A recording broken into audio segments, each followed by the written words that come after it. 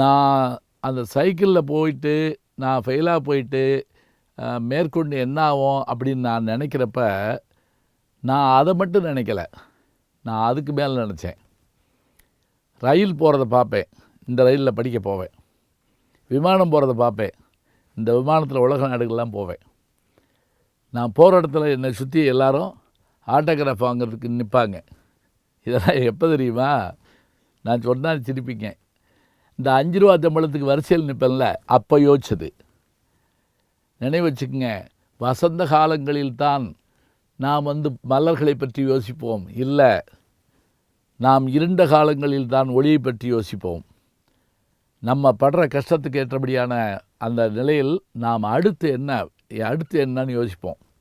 அப்படி யோசித்ததுனால தான் இன்றைக்கி நான் அப்படி இதை பேசிக்கிட்டு இருக்கேன். என்ன பாதியில் நின்று வச்சுட்டு பார்க்குறீங்களா? மேலும் காண கீழே இருக்க லிங்கை ப்ரெஸ் பண்ணுங்கள்.